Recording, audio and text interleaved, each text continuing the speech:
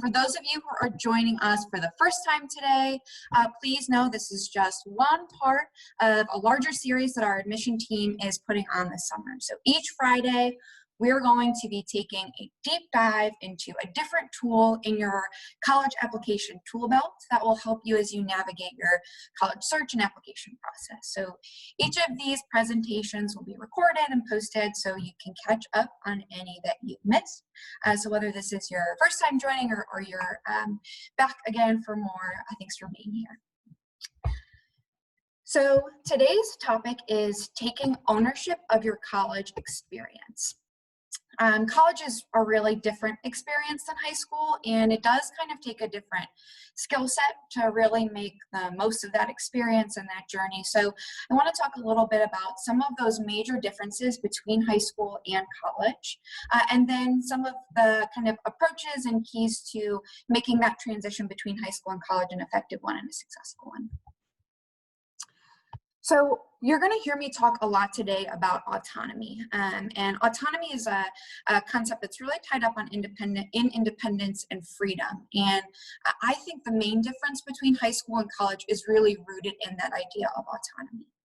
So autonomy is all about the ability to make informed decisions and independent decisions, and that's tied to these ideas of freedom and independence. So if you have friends or siblings that have been to college, they might have talked a little bit about how much more freedom you have, how much more independence you have. And that is really true. Without the structure of high school, you do have more freedom to choose what you do and what you don't do, and then when you do it or when you don't do it. And so with this freedom comes more independence. You take on more of those responsibilities for yourself. So not just, getting yourself out of bed in the morning, getting yourself to class on time, but also kind of making those decisions about how you're going to spend your day, how you're going to manage your time. Those kind of responsibilities are going to fall pretty much solely on you as you transition into college. And so with that freedom and independence and those kind of increased responsibilities, you do depend less on other people. You depend less on your teachers or parents or your other classmates, and you really get to take that ownership on yourself. So that means that you do begin to have more autonomy. You begin to make decisions based on what feels right for you. So not based on what, other people are doing, what your teachers recommend that you do, what your parent asks you to do. You're really going to start making these decisions for yourself and what feels right based on what you're feeling and experiencing. And so it won't be as influenced by the structures and needs and wants of other people. So those decisions are going to range from the classes that you take to the kind of groceries that you buy. And gaining this independence and learning to use your autonomy is actually a pretty exciting ride. So for me, it was definitely my favorite part of the transition from high school to college was that essentially you're being handed the keys and the driver's seat, right? You're choosing the destination, the route, the road trip snacks, the music you're listening to. All of that stuff becomes your decision. And so with that, it's really the act of shaping the person that you want to become. And that shaping becomes super significant when you start getting more of a say in what your life looks like. Of course, it's a process that you've all already started. You're all already shaping that kind of person that you want to be. But once you get to college and that responsibility really becomes solely yours, it just becomes a more significant experience. So you'll start making the calls. But that also means that you're going to start dealing with the consequences of those calls and those decisions.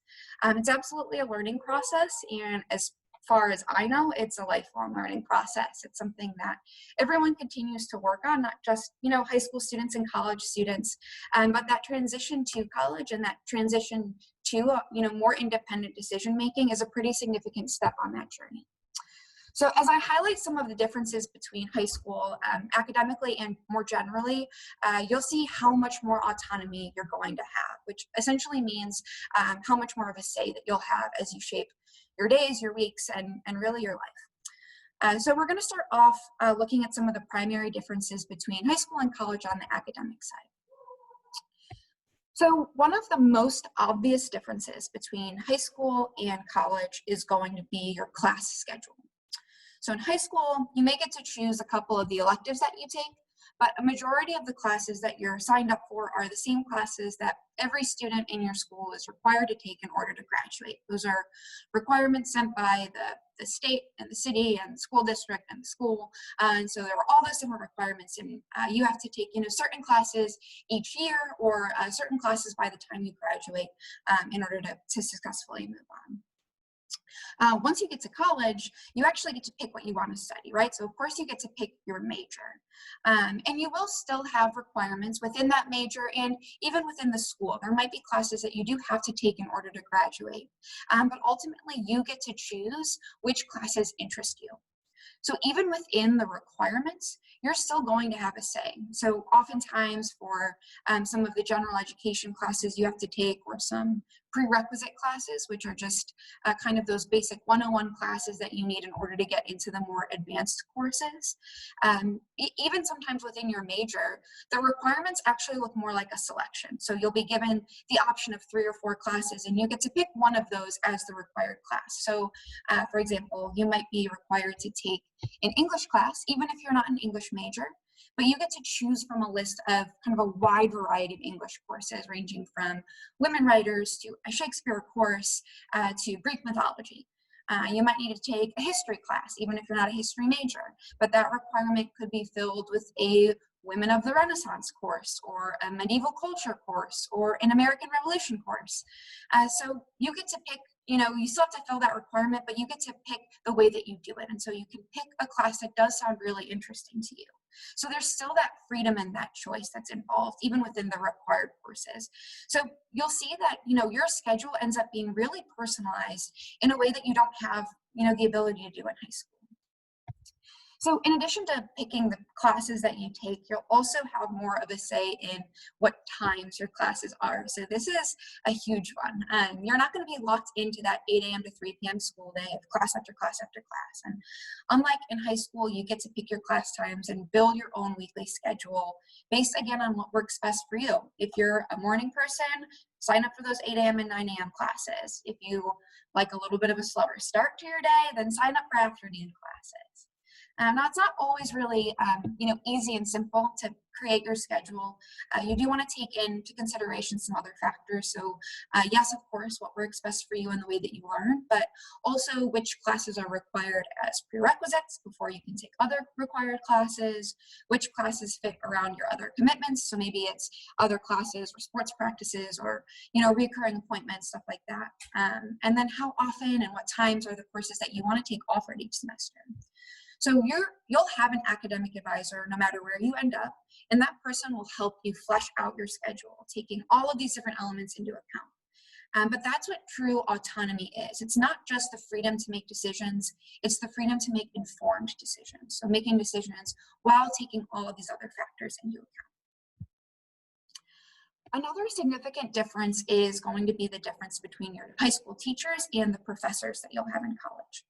So in high school, it really is your teacher's responsibility to help you learn and understand the material that they present. So they're usually a bit more hands-on in terms of the assignments and the learning. They might provide specific review sheets before tests, or allow you to fix and return assignments, or be more flexible with late assignments. College professors can be very different. So firstly, their primary responsibility is essentially to provide the information that they know, and the responsibility to learn and understand that information actually shifts toward you, the student. So your college professors will expect you to really take initiative in your learning and take initiative in understanding the material that they present. Now, that doesn't mean that college professors aren't supportive and helpful. Professors are typically people who have spent many, many years studying, whatever they're teaching, and are really passionate about the field that they're in, which means that they love to talk about the things they're teaching. So if you need help, professors are usually eager and excited to talk more about the subject with you. So always, take advantage of their office hours and stay after class to chat with them. They're going to be really excited to provide that extra help. The only difference is that, unlike high school, teachers will take that initiative to ask you if you need help, whereas college professors will likely kind of wait for you to seek that out. So taking that initiative is all part of you taking control of and responsibility for your own learning. I'll also add that it's a little difficult to give you an idea of, a standard college professor. They are all super, super different depending on where they're teaching, what they're teaching, and just their personalities. So there aren't as many kind of norms in college as there are in high school when it comes to teaching. Some of them might be really informal. They'll dress casually for class. They'll tell you to call them by their first name. Classes will encourage, discussion where you don't have to raise your hand to make the comment. Whereas other professors will want to keep it more professional, will want you to address them as professor when you talk to them, that kind of thing. And that really depends just on the professor themselves, but it also depends a little bit on the school that you go to. So at some of the kind of bigger state universities where you're going to be in larger classes, it's likely that you won't develop as personal of a relationship with your professor. Whereas at a smaller school like Ursuline, where your class sizes are typically much smaller, usually around 15 or 30 students, there is more of that opportunity for a personal and sometimes, a more informal relationship with the professor. So the kinds of relationships that you'll build will really vary depending on where you are and what you're studying and who your professor is. But even having that range is very different than high school, and learning to accommodate your learning style with your professor's teaching style is a little bit of a learning curve as well. Doing well in your classes in college might also look a little different than doing well in your high school classes. So while you're in high school, each class that you take will likely have multiple different graded assignments each week, whereas in college classes, that may not be the case. In fact, there might only be a few graded assignments per semester, depending on the class that you're on. So there's going to be fewer opportunities to submit graded work, which means it might be a little harder to get your grade up in some cases. You might find that the testing is a little bit different too. So whereas in high school, tests are usually asking you to kind of reproduce what you've been taught in class, what you've practiced in homework assignments, what you've kind of memorized. Tests in college are going to be geared more toward asking you to take the kind of critical thinking that you used in class, but apply it to new problems that you maybe haven't seen before. So much of the success that you have in your college classes will depend on the decisions that you make outside of class. How much studying do you do in your free time, and what kind of studying are you doing in your free time? Have you visited your professor's office hours? Have you utilized those resources that are available to you? Even your attendance in class, have you gotten up and gone to class each morning, even if it's an 8 or a 9 a.m. class? So that kind of successful use of your time outside of class, it won't happen with the same kind of structure of the study guides and reviews and looming tests that you might have in high school. Again, it's really going to fall on you to have that self-discipline and that structure that you build for yourself in order to really take ownership of your success in the classroom.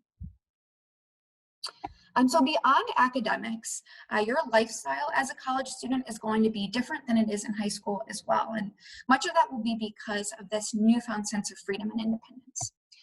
So in high school, there are a lot of rules that you need to follow, rules about getting to school on time, using your cell phone in class, even rules about what to wear when you get to school. And breaking these rules usually has some kind of disciplinary action, whether it's detention or some other kind of reprimand. In college, you're going to find that there are fewer rules like that, meaning that you have, again, more freedom in decision making. And that's not to say that there aren't any rules. There certainly will be general rules in your classrooms, but also on campus. But those rules are going to be more geared toward showing respect to your campus, your fellow students, your faculty and staff, and less geared toward your specific behaviors and decisions. It's also important to note that even though there may not be specific disciplinary actions regarding whether you follow rules or not, there are still going to be consequences for the decisions that you make. So if you're making decisions that mean you're not getting to class on time, or you're not being super attentive during class, you might not get a detention, but the consequence would be that you miss out on some really valuable information that might make it harder to write your paper or study for your test down the line. So this is all just to bring to your attention that when it comes to that decision making, you will have more freedom, but that comes with more responsibility to make choices that are really going to benefit you in the short term and the long term. Maybe the biggest difference in your lifestyle when you get to college is going to be this idea of free time that you have. So in high school, your time in school and in class is structured, and often your time outside of class is just as busy. So whether you work out or practice a sport after school, you participate in some clubs, perform in your school's plays, work part-time, or you help kind of chauffeur your younger siblings around to their extracurriculars, your time is often already committed outside of yourself. So when you start college, this is going to be a little different. You'll be in class a lot less during the day and over the course of the week. It's just a lot less time sitting in the classroom. There may be some semesters actually where there are days with only 1 or 2 classes, and it's hard to think about having like a Monday or a Tuesday where you only have 1 class and try to imagine what you would do with the rest of your day right now. You're just going to have so much of that freedom in choosing what to do with that free time. And that might mean going to the gym, going to the library, getting involved with a club on campus, hanging out with a new group of friends. All of those are viable possibilities, and all of the possibilities are really endless, which is a truly beautiful thing about kind of the lifestyle you'll be able to build for yourself once you get to college. But it also might be a little overwhelming. It's kind of like having this blank slate and not knowing where to start when it comes to structuring your time. So time management is probably something you're already practicing with your different commitments as a high school student. And when you get to college, the difference is really that you get to choose independently how to manage that time. So that's going to be based on your interests and your priorities. It's not going to be based on, what your school thinks is most important, what your parents think is most important, what your friends think is most important. It's really just going to be based on what you care the most about. The final difference that I want to highlight today is that college campuses are really diverse places. So people come from all over the country and sometimes all over the world, and they're bringing with them these really diverse lived experiences to the classroom. So your class in high school was determined mostly by geography. Your classmates all lived in the same general area as you. And so in that sense, they grew up with a lot of the same kind of experiences. Your college campus will most likely be a bigger place. So you're going to meet more people, and more importantly, you're going to meet people who have completely different backgrounds and life experiences than you do. So as you grow into your freedom and independence and autonomy, you're going to begin to develop your own lifestyle, informed not just by your own experiences, but by the experiences you learn about from people who are different than you. So while high school is really about laying this foundation for you to learn and grow into the person you want to be, college is a time to really fine tune and shape that person. And so often the best way to do that is to learn about new things. There is so much of the world that we grow up not knowing about. And while we're in high school, our world is just a little bit of a bubble, shaped mostly by the experiences we've had in the place we grew up and with people who have grown up in similar ways. When you begin to meet new people and learn about these different perspectives and lifestyles, you're not only becoming a person who's more aware of the world around her, but you're also inviting in opportunities to develop new interests and passions. So think about a book that you really love, or a restaurant you really like, or a show that you've binged. Those are all things that have come to us somehow, whether it's a friend's recommendation or Netflix's super specific and accurate algorithm. And at some point, you made a decision to take a chance on something new, and it ended up turning into something that you loved, and maybe even something that shaped you a little bit. So meeting new people in college is going to be exactly like that. Opportunities for you to learn about something that you didn't know a lot about, and that you might just find you care a lot about, and that you really fall in love with. So as we kind of wrap up these differences between high school and college, I want to talk about some keys that can help you really successfully transition and kind of manage all of these differences that you're going to have to be managing. So life is certainly going to be different, which is a great thing once you get to college. But I do understand that it can be a little overwhelming when you hear a lot about the adjustments that you'll be making when you get to a campus, whether you'll be commuting each day for class or moving into a dorm that will eventually become your home. There are some helpful keys to navigating the transition that I want to touch on. So the first one is knowing your why. And what I mean by that is, as you work toward picking a college over this next year or so, spend some time thinking about why it is that you're applying to and want to graduate from college. Having that goal or motivation is really important. So as a high school student, your why was probably getting into college. Why study hard? Why do well in class? Why graduate? Because you wanted to go to college. Once you get to college, it might be harder to articulate why you're there. And it won't be the same for everyone. It's going to be different for everyone that you meet. And so maybe your why is to get a good job and start a career that you love. Maybe it's to get into a graduate school. Maybe it's to broaden your perspective and understanding of the world we live in. You don't have to have a perfect answer, but knowing your why will help you remain motivated, and it'll help you keep that end goal in mind. Even before you get to college, think about your why as you consider different schools. So if your why is about getting into a specific career, then looking at the specific majors and programs that could get you to that career at each of the schools you're considering might be the most important factor to consider. If your why is about learning more about our world and hearing diverse perspectives, then you might want to give some extra attention to the liberal arts schools that are on that list, which will ensure that you'll have that well-rounded and diverse catalog of courses to choose from. If you don't know your why yet and you're unsure of what you want to do, think about starting at a community college where you'll be able to explore different majors before kind of committing to a career or a path. So just spend some time thinking about what that why is for you, and ask yourself what pieces are most important for you to think about as you learn and compare the schools that you have some interest in. My next tip is to try to expand your comfort zone. So I've already mentioned how once you get to college, you're gonna meet people with a lot of different experiences than you, but I really wanna encourage you to take some active engagement in exposing yourself to new and different opportunities, whatever that might look like. Seek out people and experiences that are different from you. Take elective classes that you may know nothing about. Try out an intramural sport that kind of scares you a little bit. This is really the best and only way to truly learn about yourself and what you like and what you don't like. Yes, when you start college, you're going to have all sorts of freedom and the autonomy to make these decisions for yourself. But to really get the most out of that, it's so important to learn who you really are, what you really care about, and the things that you really enjoy. So the more things that you try, the better chance you have to really get to that part of learning who you are and best serving yourself and growing.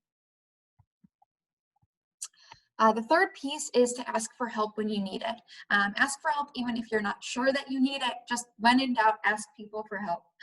This is such an important piece to doing well in college and transitioning to that kind of difference in lifestyle. One big difference between high school and college that we didn't talk about much today is that there are lots of free options for high school, and that's not quite the case for college. In fact, college can be pretty expensive, and part of what you're paying for when you go to college are all of those different support systems that are going to be provided on your campus. So we talked about asking for professors for help when you need it, visiting them in office hours, but there are so many other resources available for you to take advantage of. So if you're having trouble with an assignment, use the tutoring center or the writing lab on your campus. If you're having trouble getting along with your roommate or adjusting to living on a college campus, talk to your RA, which is your resident advisor, right? If you just aren't really feeling at home yet on your campus and you want to share your experiences with someone who might have similar ones, visit the Diversity Center or the Women's Center at your school and meet people who have those shared experiences. If you're unsure what major to pick or what career to pursue, make an appointment with your academic advisor or your career services office.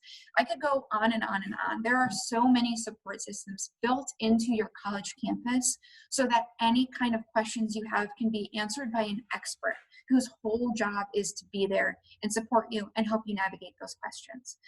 So take advantage of all those different offices, especially considering that it's part of what you're paying for in those tuition dollars that you're paying. Last but not least, I want to touch one more time on time management, as it is so important in the transition to college. Like I said, I know that a lot of you are already practicing time management as you balance a number of different commitments as a high school student. So when you begin college and as you navigate this college search and application process, I want you to think about managing your time with intention. So let the way that you manage your time and the way that you spend your time really reflect your true interests and priorities. So let the things that are more important to you take up most of your time. I think everyone can agree that it's a lot easier said than done, but continue to think about time management as a reflection of your values. And when you have more freedom, that practice will carry over. It won't be so intimidating trying to kind of navigate all that free time that you have, because you'll know where your priorities are and where your values are. And so you'll know kind of how to direct your time based on that. Now, there's a lot of time before you even decide which college you want to go to, and so some of these tips might seem kind of far off, but I definitely encourage you to start thinking about each of these tips now. Start thinking about your why. Start practicing getting out of your comfort zone. Practice asking for help when you have questions, and really practice managing your time with intention. So that does wrap up what I have for you all today. Before I let you go, I just want to remind you that here in Ursuline, our slogan is to make your world more, and we mean that so genuinely. This toolkit series is meant to help you really maximize the opportunities that you'll have as you start to explore this possibility of going to college. And we want you to make your world more, whether that's here at Ursuline with us or elsewhere. I also want to invite you to join us for our next Toolkit series presentation. I know I said it's every Friday, but just note that our next presentation will not be next Friday. We're actually going to be closed next Friday in observance of 4th of July. So instead, our next webinar will be on July 10th. My colleague Mackenzie will be talking a bit about finding the right fit college for you. So it'll be a really good kind of smooth next step after we've talked about that general transition. She'll talk a little bit more about how to really find a right fit college for you. I will plan to hang on here for a few minutes in case anyone has questions, but you can also send any questions or comments to our shared admissions inbox. That email address is here on the screen. And I'd also encourage you to check out our website to learn more about Ursuline and any upcoming events that we have. So again, thank you so much for joining us today, and we hope that you'll come back in a couple of weeks to hear Mackenzie again on July 10th. And I'll hang on a couple more minutes here if anyone's got any other questions, but otherwise we hope to see you again soon.